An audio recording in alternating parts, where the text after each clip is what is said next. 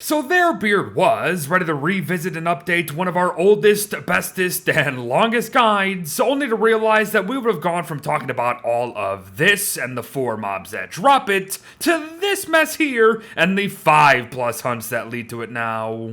But here's the thing. This mess is not nonsense, and with too many interesting items to list, it simply cannot be ignored. So then, welcome to the Eucas guide, everyone. Yes, indeed, we're breaking things up, and I believe we'll be all the better for it too, as we'll then be able to dive deeper into each hunt surprise. And that's the first kicker to boot. Eucas are not the intended prize at the end of a suspicious dirt pile track. In fact, both Eucas and Vargs are quite rare up until day 100, as you can see, and technically speaking, said percentages are halved per specific hunt, as both mobs share identical chances per hunt, if you know what I mean. But hold up, Beard, the heck are hunts and suspicious dirt piles even? Well, suspicious dirt piles are randomly generated interactable objects of sorts that allow for us to begin hunts. Revealing a track reveals a paw print that will literally point us in the proper direction of the next dirt pile, and thus print, and each hunt could have 6 to 12 prints per, mind you. Now reach the final print, and our characters will react as if something is near, and that's because, once the hunt is completed, there is something near, as we will have spawned a koalefant, an Eucas, a Varg, or a Vault Goat nowadays, depending on certain criteria.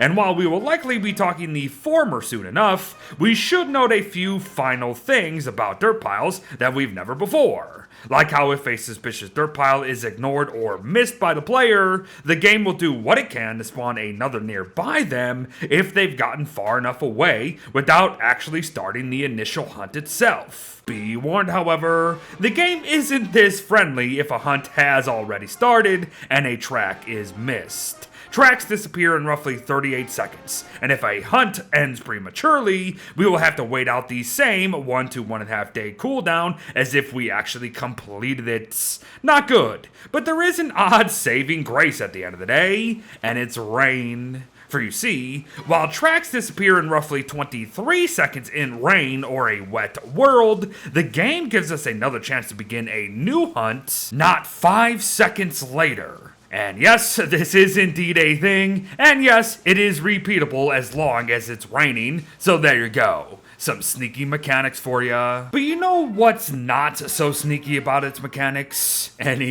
Eucas, folks. Now that we're back talking about them, we should probably try to murder them, right? Oh sure, if we can manage such a thing, that is. For you see, Eucas are not only the most beautiful mobs in the game, they might just be the most annoying things to fight, especially if you're solo. Their mucus attack is constant and renders us immobile over and over and over again, all the while they get free hits in by kicking us in the face over and over and over again at 60 damage a pop. That's not good.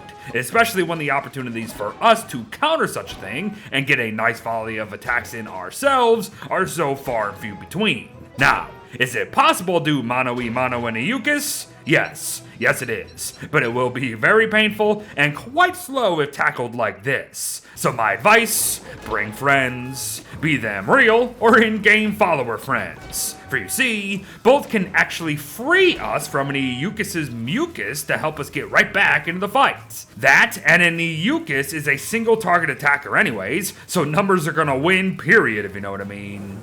Heads up though, sometimes an Eucas gets dumb and kinda starts running away from us and literally anything else instead of spitting and kicking, and it typically does so when it switches its aggro. At least in my experience. It's annoying and kinda strange, honestly, so deal with it however you can. Oh, but just a heads up here too. I think Clay may have accidentally messed with both a Bunnyman and Merm's ability to also free us from mucus, as I tested it a lot and they simply don't do it anymore, and I seem to remember them being able to do so. So yeah. But if pigmen are your only options for whatever reason, just don't go trying to dodge the stuff, because you can't. Seriously, the spit is nonsense and still traps you from like a mile away. But do note that if you run a mile away, an Eucas will eventually drop its aggro, so that's nice. Use that as you please. Heck, maybe even use it by sneak attacking Eucas at night for the most free hits you will ever get in this fight over and over and over again. Or perhaps try your very best to lead one of these fluffballs into a pen, as yes, they do periodically poop like some other hunts do, but I wouldn't say it's very advised to keep an inherently hostile mob in a petting zoo, but I'll leave that up to you. But before we move on, I will help you here a wee bit, as an Eucas will take 3 sleep darts to put into a snooze, or 3 blasts with an ice staff to freeze, which are both pretty high for medium-sized mobs, but it could help.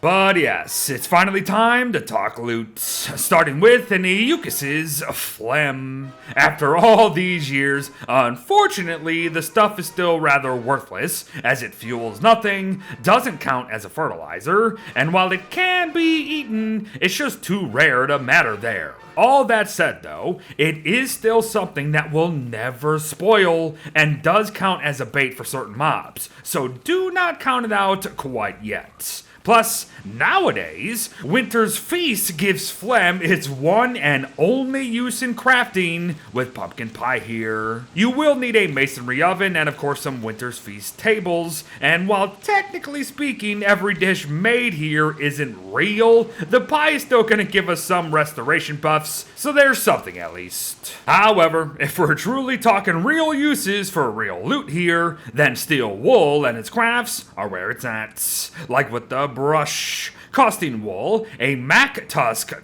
and gold. The brush is not only a weapon if you do so choose to use it in such a way, but also a literal brush for our beefaloes. Once a day, and yes, it is specifically once a day, we can brush a beefalo for 1 wool and an instant increase of both a beefalo's obedience and domestication by 40 and 1.6% respectively. In short, an early Eucas could mean a much earlier tamed beefalo. It could also mean a much stronger beefalo too, as the war saddle here is also a steel wool craft at the end of the day. And it's simple. It's like a normal saddle with just a wee less speed, however it offers 3 more uses, and actually increases a beefalo's damage by 16 for a potential 50 to 66 damage per headbutt, depending on the tendency of the beefalo itself.